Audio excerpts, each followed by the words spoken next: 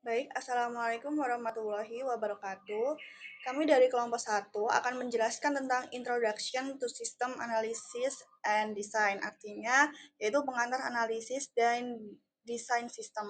Jadi, sebelumnya perkenalkan anggota kelompok kami terlebih dahulu, yaitu yang pertama ada Fiska Putri Maharani dengan MPM akhir 094, kemudian ada Naswa Violeta Bilgis dengan MPM akhir 117, ketiga ada Eldisa Zulianti dengan MPM akhir 170, keempat ada Deanur Ramadhani dengan MPM akhir 175, kemudian ada Akila Dana Kalisa dengan MPM 182, dan yang terakhir ada Alia Cornelia Erlian dengan MPM akhir 196.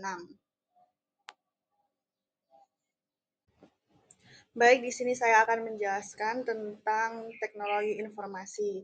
Jadi, teknologi informasi itu mengacu pada kombinasi perangkat keras, perangkat lunak, dan layanan yang digunakan orang untuk mengelola, berkomunikasi, dan berbagi informasi.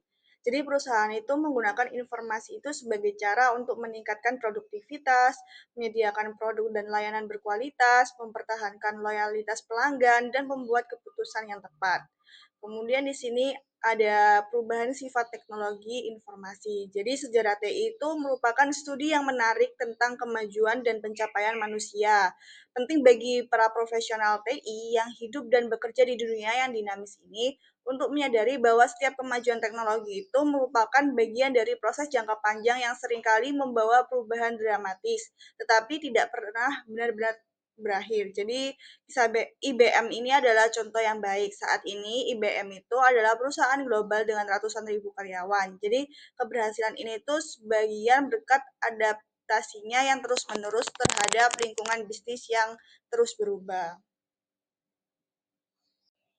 Selanjutnya itu ada analisis dan desain sistem. Jadi analisis dan desain sistem adalah proses langkah demi langkah untuk mengembangkan sistem informasi berkualitas tinggi. Sistem informasi menggabungkan teknologi, manusia, dan data untuk menyediakan dukungan bagi fungsi bisnis seperti pemrosesan, pesanan, pengendalian inventaris, sumber daya manusia, akuntansi, dan masih banyak lagi lainnya. Kemudian, apa yang akan dilakukan analis sistem? Jadi, analis sistem sendiri itu adalah anggota tim Departemen TI yang berharga yang membantu merencanakan, mengembangkan, dan memelihara sistem informasi. Jadi, analis itu harus menjadi komunikator yang baik dengan keterampilan berpikir analitis dan kritis yang kuat.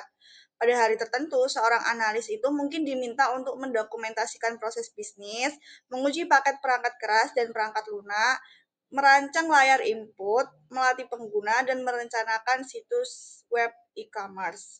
Kemudian di sini ada sistem informasi. Jadi sistem adalah sekumpulan komponen terkait yang menghasilkan hasil tertentu. Jadi sistem misi kritis juga adalah sistem yang vital bagi operasional perusahaan. Kemudian setiap sistem itu membutuhkan data masukan. Nah, dalam sistem informasi, data itu terdiri dari fakta-fakta dasar yang merupakan bahan baku sistem. Kemudian informasi itu sendiri adalah data yang telah diubah menjadi keluaran yang berharga bagi pengguna.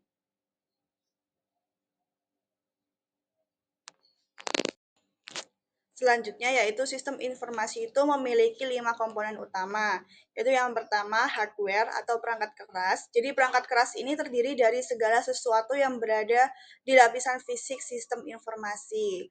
Nah, konsentrasi besar komputer jaringan yang bekerja bersama-sama itu disebut sebagai pusat data. Kemudian kedua ada software atau perangkat lunak. Jadi perangkat lunak itu mengacu pada program yang mengendalikan perangkat keras dan menghasilkan informasi atau hasil yang diinginkan. Jadi perangkat lunak ini terdiri dari perangkat lunak sistem dan perangkat lunak aplikasi. Untuk perangkat lunak sistem itu mengelola komponen perangkat keras yang dapat mencakup sebuah komputer tunggal atau jaringan global dengan ribuan klien. Kemudian perangkat lunak aplikasi ini terdiri dari program-program yang mendukung fungsi bisnis sehari-hari dan menyediakan informasi yang dibutuhkan pengguna. Kemudian perangkat lunak aplikasi itu mencakup sistem horizontal dan vertikal. Untuk sistem horizontal sendiri adalah sistem seperti aplikasi inventaris atau penggajian yang diadaptasi untuk digunakan di berbagai jenis perusahaan. Sedangkan sistem vertikal itu dirancang untuk memenuhi persyaratan unit bisnis atau industri tertentu seperti pengecer daring, praktik medis, atau dealer mobil. Kemudian ketiga itu ada data. Jadi data itu adalah bahan baku yang diubah oleh sistem informasi menjadi informasi yang berguna. Pertumbuhan big data itu telah memunculkan cara-cara baru dalam menyimpan, mencari, dan mengelola data. Kemudian yang keempat itu ada proses. Proses itu menggambarkan tugas dan fungsi bisnis yang dilakukan oleh pengguna, manajer, dan staf TI untuk mencapai hasil tertentu. Jadi proses itu merupakan fondasi sistem informasi karena mempresentasikan operasi bisnis sehari-hari yang sebenarnya untuk membangun sistem informasi yang sukses.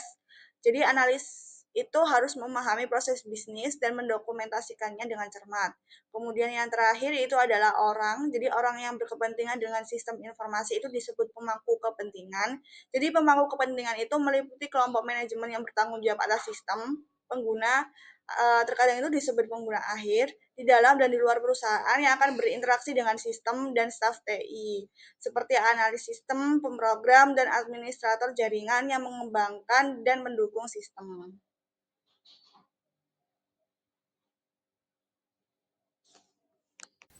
Selanjutnya adalah Internet Business Strategy. Jadi intinya setiap perusahaan punya kebutuhan sistem yang berbeda. Jadi analis sistem harus paham operasional bisnisnya. Tren besar yang membentuk strategi bisnis sekarang ada 3. Yang pertama globalisasi, lalu integrasi teknologi biar akses data bisa lancar di banyak perangkat, dan pertumbuhan pesat komputasi berbasis cloud. Semua ini digerakkan oleh internet, yang juga membuka banyak peluang baru di bidang IT. Selanjutnya itu yang dibahas ada 3 subbab. Yang pertama, the internet models. Jadi e-commerce itu perdagangan lewat internet. Model umumnya user interface ke database lalu ke web server. Kalau di mobile pakai aplikasi tapi tetap akses ke back end yang sama. Seiringnya berkembangnya e-commerce, peluang kerja makin luas buat web designer, developer database, dan analis sistem. Lalu selanjutnya ada B2C, business to consumer. Nah, lewat internet itu, konsumen bisa riset produk, bandingkan harga, cek stok, atur pengiriman, dan pilih metode pembayaran dengan mudah. Perusahaan juga lebih hemat biaya dan kasih insentif. Misalnya maskapai kasih diskon last minute. Contoh model barunya itu Airbnb dan VRBO yang ubah industri perhotelan. Konsumen jadi diuntungkan karena punya lebih banyak pilihan, informasi, dan kenyamanan berbelanja. Dan terakhir ada B2B atau business to business. Jadi volume transaksi B2B ini jauh lebih besar daripada B2C karena perusahaan mau lebih efisien dan hemat biaya. Awalnya pakai EDI, ini Electronic Data Interchange. Sekarang beralih ke internet karena standar lebih universal. Biayanya juga lebih murah dan bisa diakses global. B2B ini penting buat pemasok kecil karena bisa langsung tahu harga dan ketersediaan. Banyak juga supply chain management atau SCM software untuk atur rantai pasok yang kompleks, mulai dari bahan baku sampai ke toko. Selanjutnya, modeling business operation. Jadi di bagian ini dijelaskan bahwa analis sistem menggunakan modeling untuk menggambarkan operasi perusahaan dan kebutuhan informasi dalam bentuk grafik supaya bisa dianalisis, diuji, dan dimodifikasi. Proses modelingnya diawali dengan membuat business profile, yaitu gambaran umum perusahaan seperti misi, fungsi, produk, layanan, pelanggan, pemasok, pesaing, hingga rencana masa depan. Selanjutnya itu dibuat bisnis model. Ini untuk menunjukkan informasi apa aja yang harus disediakan sistem. Ada juga berbagai model lain seperti data, objek, jaringan, dan proses yang sebenarnya saling melengkapi. Lalu ada business process modeling atau BPM. Ini dipakai untuk mendokumentasikan proses bisnis tertentu, misalnya pemesanan tiket pesawat atau pengisian order penjualan. Proses ini bisa digambarkan dengan BPMN, yaitu simbol-simbol standar yang menunjukkan alur kerja, event, dan proses. Untuk membuat model bisa pakai tools seperti Microsoft Visio, Draw.io, atau Lucidchart. Tools ini memungkinkan analis membuat berbagai macam diagram, mulai dari flowchart, organization chart, sampai workflow diagram. Selanjutnya kita masuk ke sistem informasi bisnis. Yang pertama yaitu ada komputasi perusahaan, yang dimana komputasi perusahaan ini merujuk pada sistem informasi yang mendukung operasional perusahaan secara keseluruhan dan kebutuhan manajemen data. Nah, tujuan utama komputasi perusahaan adalah mengintegrasikan fungsi utama perusahaan, seperti produksi, penjualan, layanan, pengendalian, persediaan, dan akuntansi, untuk meningkatkan efisiensi, mengurangi biaya, dan membantu manajer mengambil keputusan yang strategis. Nah, di banyak perusahaan besar, aplikasi yang disebut Sistem Perencanaan Sumber Daya Perusahaan atau ERP menyediakan dukungan yang efisien bagi pengguna dan manajer di seluruh perusahaan. Dengan implementasi sistem komputer perusahaan (ERP), banyak perusahaan dapat menghemat biaya yang signifikan. Namun, ada juga perusahaan yang merasa dirugikan karena membutuhkan waktu, uang, dan usaha yang besar untuk mengoperasikan ERP dengan baik. Kelemahan lain dari sistem ERP adalah sistem ini biasanya memiliki aturan atau prosedur standar yang mungkin tidak sesuai dengan cara perusahaan beroperasi. Selanjutnya yaitu ada pemrosesan transaksi atau TP. Sistem pemrosesan transaksi ini tuh memproses data yang dihasilkan oleh operasi bisnis sehari-hari. Contohnya dari sistem transaksi yaitu pemesanan pelanggan, piutang usaha, dan pemrosesan klaim garansi. Sistem proses transaksi ini menjalankan serangkaian tugas setiap kali terjadi transaksi. Contohnya yaitu pada transaksi penjualan. Nah, ini tuh ada 6 tugas yang terpisah, yang dimana yang pertama itu ada memeriksa data pelanggan, yang kedua yaitu ada memeriksa status kredit, yang ketiga yaitu memeriksa status saham, yang keempat ada mengirimkan ke akun piutang, yang kelima yaitu menyesuaikan dengan tingkat inventaris, yang keenam yaitu memperbarui berkas penjualan. Selanjutnya itu ada dukungan bisnis. Nah, sistem ini tuh dapat menganalisis data transaksional, menghasilkan informasi yang dibutuhkan untuk mengelola dan mengendalikan proses bisnis, serta menyediakan informasi yang mendukung pengambilan keputusan yang lebih baik. Sistem komputer bisnis paling awal menggantikan tugas-tugas manual seperti pemrosesan penggajian. Perusahaan-perusahaan segera menyadari bahwa komputer juga dapat menghasilkan informasi berharga.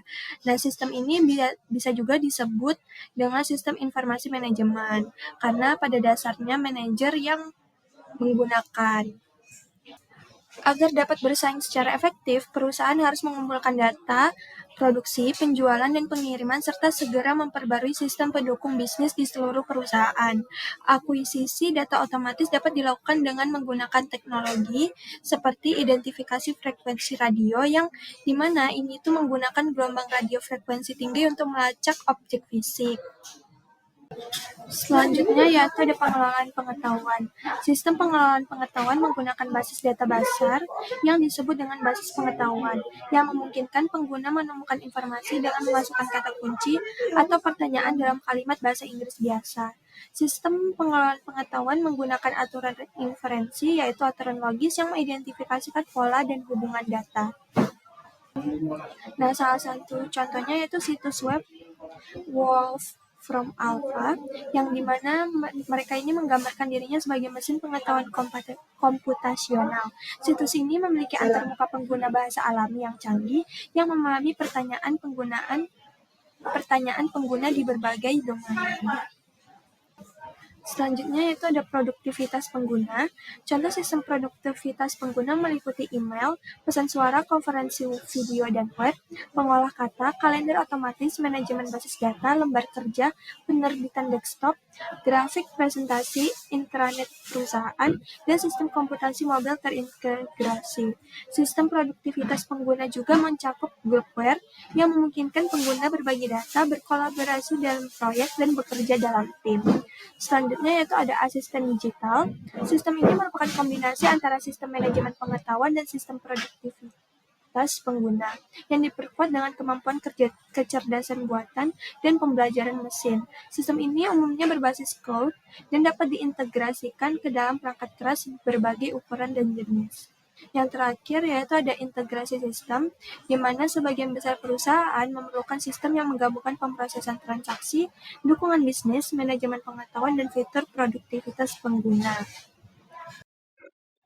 Organizational Information Models adalah sebuah model organisasi yang umum mengidentifikasi fungsi-fungsi bisnis dan tingkatan organisasi, seperti yang ditujukan pada gambar di samping. Nah, di era fungsional, personal operasional melapor kepada supervisor dan pemimpin tim. Tingkatan berikutnya mencakup manajer tingkat menengah dan pekerja pengetahuan atau knowledge workers, yang pada gilirannya melapor kepada manajer puncak. Dalam struktur korporat, manajer puncak melapor kepada dewan direksi yang terpilih oleh para pemegang saham perusahaan. Seorang analis sistem harus memahami model organisasi perusahaan untuk mengenali siapa yang bertanggung jawab atas proses dan keputusan tertentu, serta menyadari informasi apa yang dibutuhkan oleh siapa. Nah, pada gambar segitiga di samping, itu menunjukkan tingkat organisasi atau organizational level dalam struktur perusahaan. Setiap tingkat menunjukkan posisi dan tanggung jawab yang tentunya berbeda. Yang di tingkatan pertama yaitu paling bawah, operational employees atau karyawan operasional. Itu berada di tingkat paling bawah dan mereka menjalankan tugas harian dan kegiatan operasional. Lalu satu tingkat di atasnya ada supervisor dan team leaders atau pemimpin tim. Tugasnya mengawasi karyawan operasional dan memastikan pekerjaan telah berjalan sesuai rencana. Lalu yang ketiga ada middle manager and knowledge workers atau manajer menengah dan pekerja pengetahuan. Itu bertanggung jawab untuk mengelola tim atau departemen dan membuat keputusan berdasarkan data dan pengetahuan. Lalu yang terpuncak yaitu top managers atau manajer puncak. Mereka membuat keputusan strategis dan juga melapor kepada dewan direksi. Lalu pada gambar lingkaran di sebelahnya itu menunjukkan fungsi-fungsi utama bisnis yang biasanya ada di dalam perusahaan. Yang pertama yaitu IT atau teknologi informasi. Mereka bertanggung jawab atas sistem informasi dan juga teknologi. Lalu ada human resource yaitu sumber daya manusia. Mereka mengelola rekrutmen, pelatihan, dan juga kesejahteraan karyawannya. Lalu ada accounting atau akuntansi. Mereka mengatur keuangan perusahaan termasuk laporan keuangan dan juga penganggaran. Lalu bagian yang terakhir ada sales atau penjualan, fokus pada penjualan produk atau layanan pelanggan. Lalu juga ada marketing, mereka mengelola strategi pemasaran untuk menjangkau pelanggan. Dan juga ada production atau produksi, mereka bertanggung jawab atas pembuatan barang atau layanan. Nah, gabungan dari dua gambar ini menunjukkan bahwa setiap fungsi bisnis dalam lingkaran dijalankan oleh karyawan di tingkat organisasi tertentu yang di dalam gambar segitiga. Seorang analis sistem harus memahami struktur ini agar tahu siapa yang bertanggung jawab atas proses tertentu dan siapa yang membutuhkan informasi apa. Tapi manajer puncak menyusun rencana jangka panjang atau strategic plan untuk menentukan arah dan tujuan perusahaan. Mereka membuat keputusan penting seperti investasi IT atau ekspansi bisnis. Untuk itu, mereka membutuhkan informasi internal dan eksternal seperti tren teknologi dan juga kondisi ekonomi. Middle manager and knowledge workers. Middle manager and knowledge workers yaitu manajer menengah memberikan arahan, sumber daya, dan umpan balik kepada supervisor. Mereka berfokus pada jangka menengah dan membutuhkan informasi lebih rinci dibanding manajer puncak, tapi tidak sedetail supervisor. Lalu knowledge workers adalah profesional seperti analis sistem, programmer, akuntan, dan HR yang mendukung fungsi bisnis dengan menggunakan berbagai sistem pendukung seperti sistem manajemen pengetahuan dan produktivitas. Mereka penting untuk kelancaran operasional perusahaan seperti dukungan logistik dan dalam militer. Lalu supervisor and team leader supervisor. yang disebut juga sebagai pemimpin tim. Mereka bertugas mengawasi karyawan operasional dan menjalankan fungsi sehari-hari. Mereka mengkoordinasikan tugas-tugas operasional serta mengatur orang-orang yang terlibat, mengambil keputusan yang diperlukan, dan memastikan ketersediaan alat, bahan, serta pelatihan yang tepat. Seperti manajer lainnya, supervisor dan pemimpin tim membutuhkan informasi pendukung keputusan, sistem manajemen pengetahuan, dan sistem produktivitas pengguna untuk melaksanakan tanggung jawab mereka dengan baik. Lalu ada operational employees. Karyawan operasional menggunakan sistem pemrosesan transaksi untuk memasukkan dan mengambil data yang mereka butuhkan dalam menjalankan pekerjaan sehari-hari. Di banyak perusahaan, karyawan ini juga diberi kewenangan untuk menangani tugas dan membuat keputusan yang sebelumnya menjadi tanggung jawab supervisor. Sebuah tren yang disebut empowerment atau pemberdayaan. Dengan adanya pemberdayaan ini, karyawan memiliki tanggung jawab dan akuntabilitas lebih besar, yang biasanya meningkatkan motivasi mereka serta kepuasan pelanggan karena karyawan yang diberdayakan cenderung lebih terlibat dan juga responsif terhadap kebutuhan pelanggan. Baik, untuk berikutnya adalah kita masuk ke materi sistem development. Nah, jadi terdapat banyak pilihan untuk mengembangkan sebuah sistem informasi. Tetapi di sini ada 3 alternatif yang paling populer. Nah, untuk yang pertama itu adalah analisis terstruktur. Nah, ini merupakan metode tradisional yang masih banyak digunakan. Lalu ada analisis berorientasi yang merupakan pendekatan terbaru yang lebih disukai oleh banyak analis. Nah, untuk yang ketiga di sini ada metode agile yang mencakup tren terbaru dalam pengembangan perangkat lunak. Nah, jadi apapun strategi pengembangannya, manusia, tugas, jadwal, dan biaya itu harus dikelola secara efektif. Nah, proyek yang kompleks itu dapat melibatkan puluhan orang, ratusan tugas, dan juga ribuan dolar uang yang diperlukan. Nah, untuk manajemen proyek itu adalah proses perencanaan, penjadwalan, pemantauan, pengendalian, dan pelaporan atas pengembangan sistem informasi. Untuk berikutnya di sini kita masuk ke struktur analisis. Nah, analisis terstruktur itu adalah teknik pengembangan sistem tradisional yang telah teruji waktu dan mudah dipahami.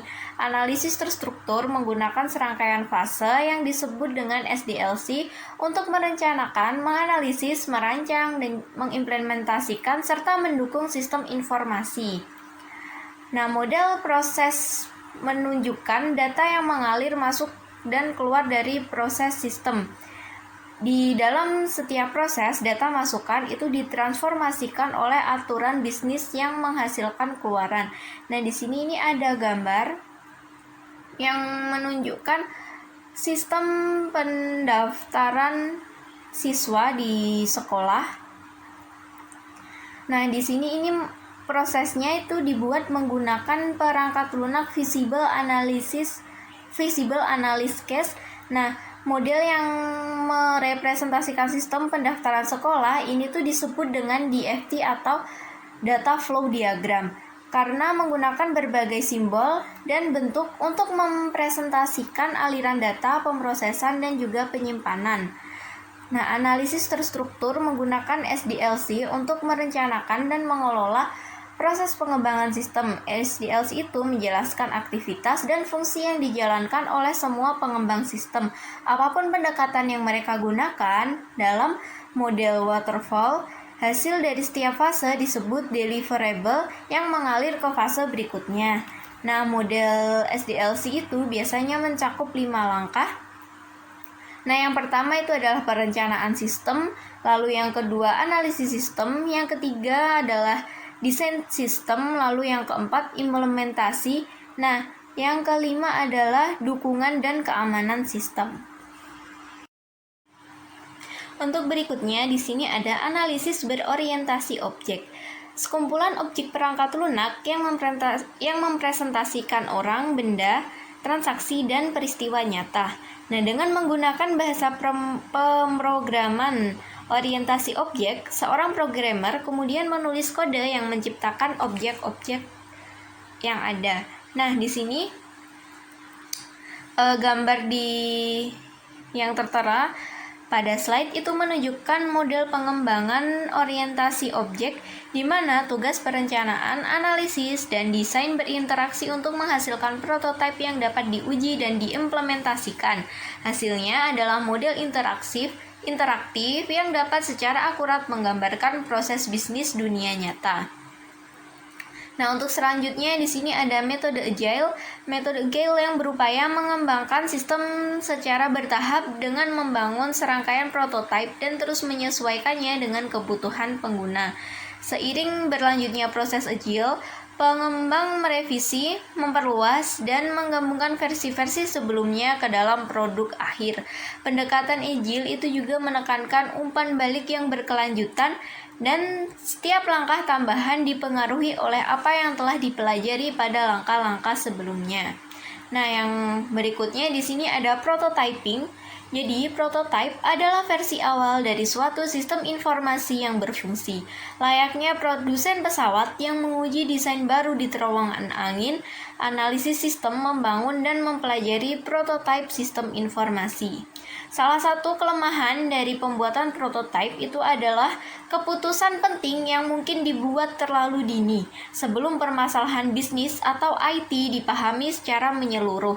Namun, prototipe yang didasarkan pada teknik pencarian fakta dan pemodelan yang cermat itu dapat menjadi sebuah alat yang sangat berharga. Nah, untuk berikutnya ini ada tools atau alat yang biasa digunakan di sini ada yang pertama ada Application Life Cycle Management atau ELM atau juga biasa disebut dengan Product Life Cycle Management atau PLM.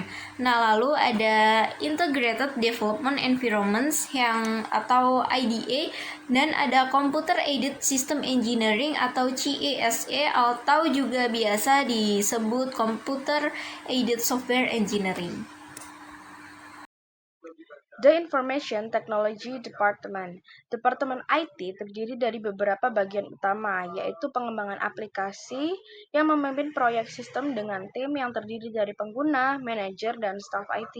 Lalu ada dukungan sistem dan keamanan, bertugas memelihara dan melindungi perangkat keras, perangkat lunak, serta infrastruktur jaringan. Lalu ada dukungan pengguna atau help desk. Mereka memberikan pelatihan dan membantu menyelesaikan masalah teknis pengguna.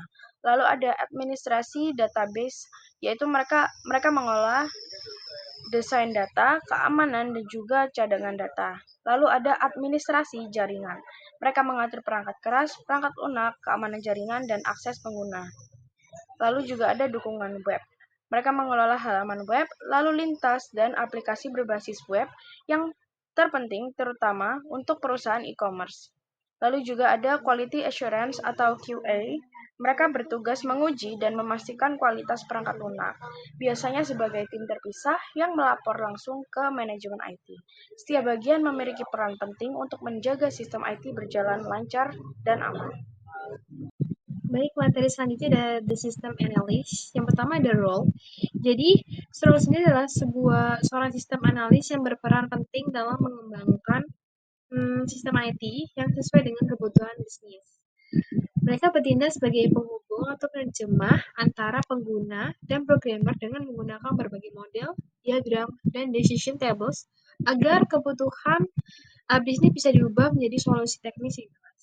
Kemudian ada knowledge, skills, and education. Jadi, knowledge, skill, and education ini untuk menjadikan sistem analis yang sukses dibutuhkan kombinasi pengetahuan teknis, kemampuan komunikasi, keterampilan bisnis, dan kemampuan berpikir kritis. Pertama ada technical knowledge, jadi wajib selalu update dengan perkembangan terbaru lewat training dan komunitas. Contoh in course. Kemudian ada komunitas skill, jadi communication skill. Jadi bisa berinteraksi dengan semua level dalam organisasi maupun pihak eksternal. Kemudian ada business skills, memahami operasi bisnis, mampu menjelaskan kebutuhan ke bahasa teknis serta melihat gambaran besar. Kemudian ada critical thinking skills yang menganalisa, mengevaluasi, berpikir logis, dan menilai kembali proses pemikiran sendiri. Kemudian ada education. Jadi education itu minimal sarjana ada IS, CS, bisnis. Jadi pengalaman di I biasanya dibutuhkan dan posisi tinggi bisa memerlukan gelar lanjutan. Baik, selanjutnya ada certification. Jadi certification adalah sertifikasi dari vendor hardware yang maupun software menjadi nilai tambah bagi seorang sistem analis. Jadi, sertifikasi membuktikan tingkat skill tertentu, jadi memberikan pengakuan profesional dan sering dijadikan syarat dalam perekrutan atau promosi dalam suatu perusahaan. Kemudian ada career opportunities. Jadi permintaan sistem analis akan terus meningkat karena perkembangan IT dan e-commerce.